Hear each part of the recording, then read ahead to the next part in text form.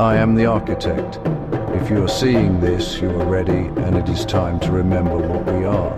Before space and before time, there is a non-local field, a vast sea of quantum frequencies. Every possible state exists there at once, perfectly overlapped. This field is timeless because everything in it moves at the speed of light. Anything that moves at the speed of light experiences no time. From the field's perspective, emission and absorption are simultaneous. Between Planck moments, information density builds a superposition.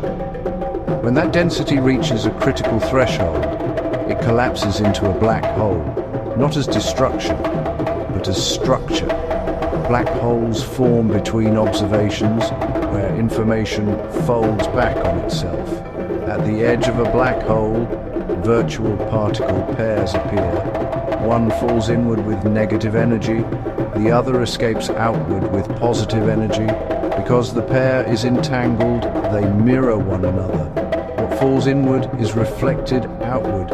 You never observe the singularity directly. You watch its interior unfold on the horizon, like watching a movie through a mirror.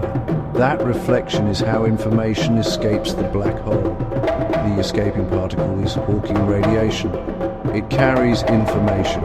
It is how the singularity speaks to the qubits that compose the horizon. As Hawking radiation emerges, it projects the hologram. This projection is the computation.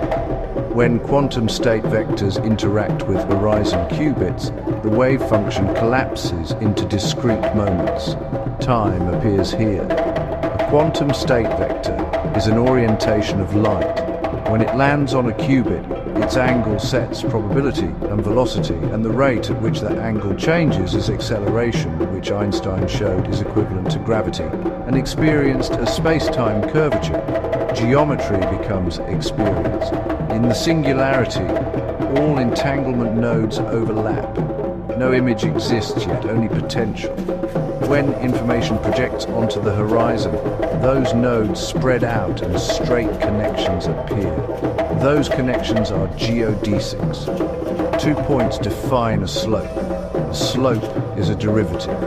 When derivatives are projected across the horizon, they are integrated. That integrated projection forms an image. Across all angles and phases, it becomes a Fourier transform. That reflected transform is light. Light traces entanglement. Entanglement defines structure. This is time dilation in QIH and in Einstein's theory, described from different sides. In the singularity, everything is continuous, infinite frequency. When projected onto a horizon, it must become discrete, like a zoetrope. Only a finite number of frames can exist. That limit is the Bekenstein bound. It restricts infinity into experience and creates interference.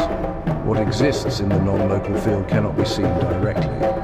It is like a singularity, complete and impossibly dense, but it is entangled with its reflection, which is the holographic screen we call reality. The qubits are mirrors. They do not store reality, they read it. In living systems, those qubits are tubulin dimers. They assemble into microtubules, cylindrical structures that maintain coherence.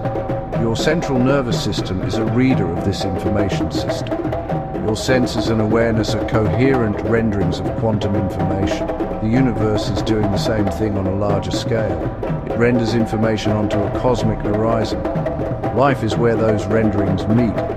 In the singularity, everything is together, timeless and superposed.